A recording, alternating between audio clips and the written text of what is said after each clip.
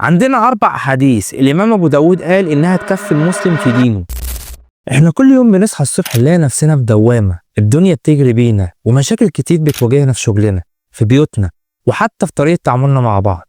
ساعات بنبقى محتارين هو إيه الصح وإيه الغلط، إيه الحلال وإيه الحرام، وبنلاقي نفسنا تايهين كده، بندور على مرجع، على دليل، على حد يطمنا ويوجهنا. تفتكروا زمان الناس كانت بتعمل ايه عشان تلاقي الأجوبة دي؟ تخيل لو كان في شخص حياته كلها كانت رحلة بحث عن الحقيقة، عن الكلام اللي يريح القلب ويهدي البال، كلام يوريك طريقك في الدنيا. اعمل لايك واشترك في القناة وتعالى اعرفك على واحد قضى عمره كله علشان يوصل لنا اجابات لأسئلة زي دي. في زمن من الأزمنة وتحديدا في أوائل القرن الثالث الهجري سنة 202 هجريا اتولد طفل اسمه سليمان.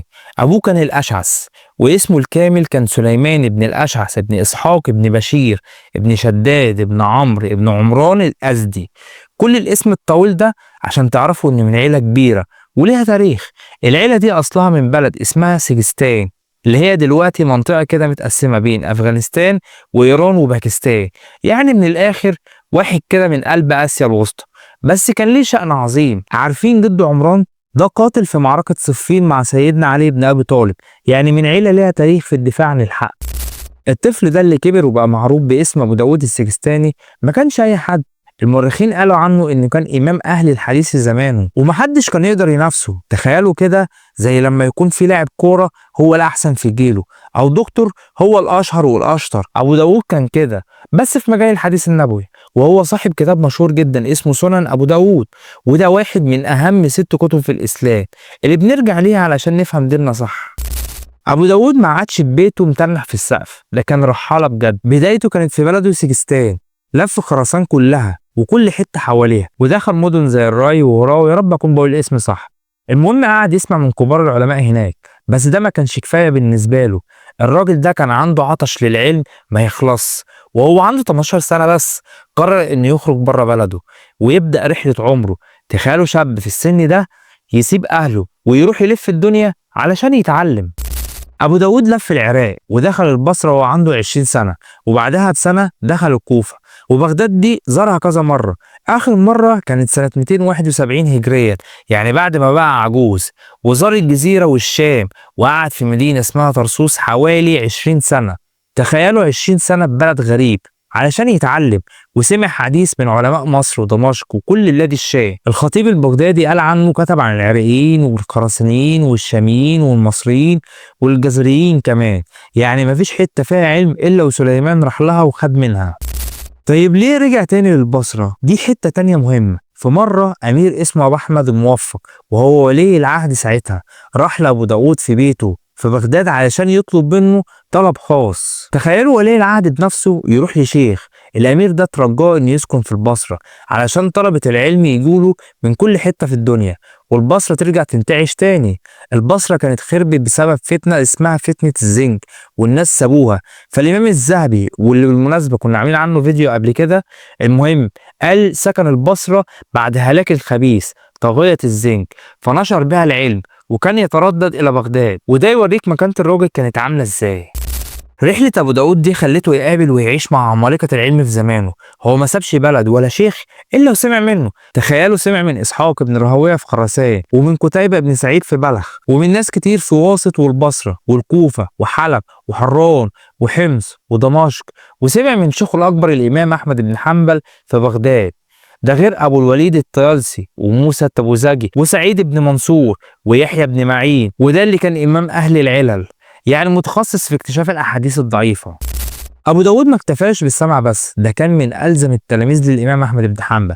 قعد معاه فترة طويلة وكان يسأله على دق المسائل في الدين، سواء في الفقه أو في أصول الدين. الإمام الذهبي قال عنه إن كان من نجباء أصحاب الإمام أحمد، يعني من أميز وأذكى تلاميذه، وكان ماشي على مذهب السلف، يعني بيتبع السنة النبوية بالظبط، وما بيحبش يدخل في النقاشات الفلسفية اللي ممكن تؤدي الناس في حتة تانية.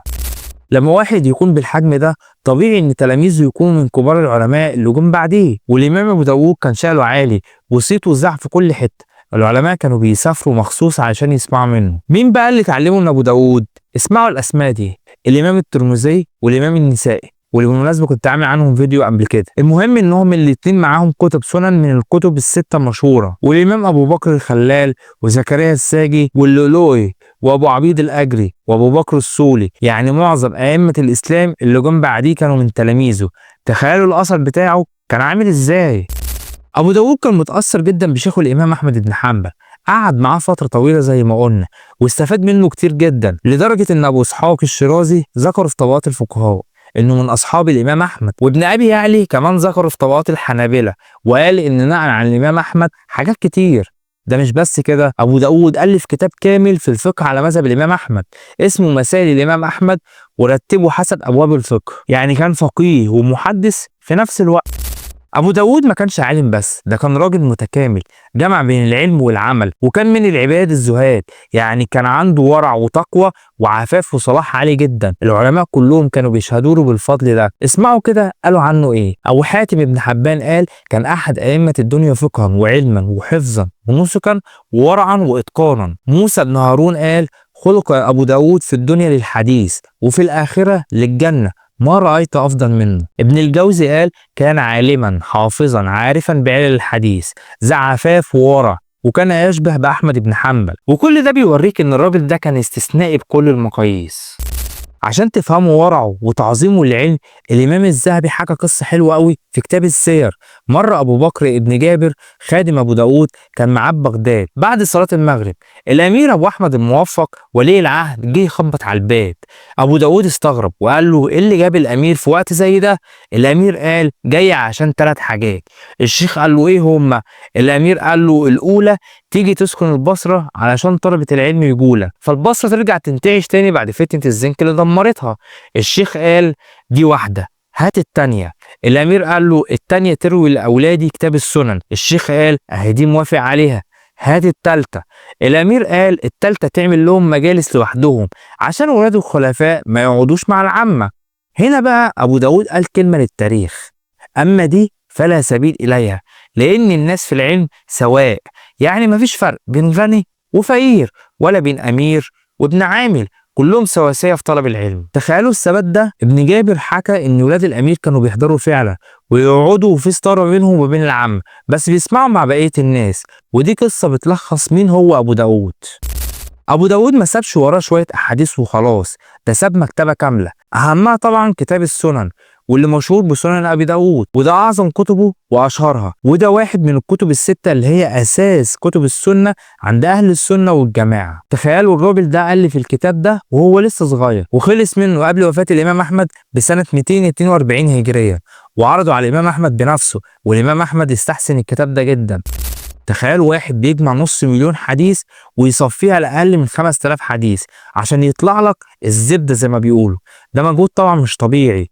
فضل يعتني بالكتاب ده ويراجعه ويقراه على تلاميذه لحد ما مات. العلماء كلهم أثنوا على كتاب السنن ثناء عظيم. ابن الأعرابي قال لو أن رجلا لم يكن عنده من العلم إلا المصحف الذي فيه كتاب الله ثم هذا الكتاب أي سنن أبو داود لم يحتاج معهما إلى شيء من العلم. يعني لو معاك المصحف وكتاب سنن أبو داود مش محتاج حاجة تانية في دينك. الخطابي اللي شرح كتاب السنن قال ان كتاب السنن لابي داود كتاب شريف لم يصنف في حكم الدين كتاب مثله، يعني كتاب زي المرجع لكل الناس وفي كل مكان. ومش بس السنن، ابو داود الف كتب تانية كتير زي المراسيل، وده كتاب عن الاحاديث المرسله، ومسائل الامام احمد، وده في الفقه على مذهب احمد بن حنبل، والناسخ والمنسوخ، والزهد، والبعث او البعث والنشور، وكتاب القدر اللي بيرد فيه على القدريه. وعندك كتب تانية كتير، يعني مكتبه متكامله من عالم عظيم. بعد رحلة عمرها 73 سنة كلها علم وجهاد، توفى الإمام أبو داود في البصرة يوم الجمعة 16 شوال سنة 275 هجرية. أبو داود مش مجرد اسم في كتب التاريخ، ده كان دليل لينا في دنيانا. الأحاديث الأربعة اللي اختارها بنفسه وقال إنها تكفي الإنسان لدينه، أولها إنما الأعمال بالنيات، الثاني من حسن إسلام المرء ترك ما لا يعنيه، الثالث لا يكون المؤمن مؤمنا حتى يرضى لأخيه ما يرضى لنفسه، والرابع الحلال بين والحرام بين، وبين ذلك أمور مشتبهات. الأحاديث دي بتجاوب على كتير من حيرتنا اللي بدأنا بيها الفيديو ده، بتوريك إن كل حياتنا مبنية على نيتنا، وإن عشان نعيش صح لازم نسيب اللي ملوش لازمة، وإن معاملتنا مع الناس لازم تكون كلها خير زي ما بنحب نفرض نفسنا، وإن في خطوط واضحة للحلال والحرام، وفي النص حاجات محتاجة فهم وتدبر. قول لي بقى، كنت تعرف إن الإمام الترمذي والنسائي كانوا من تلاميذ أبو داود؟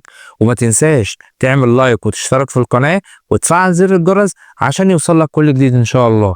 والسلام عليكم ورحمة الله وبركاته.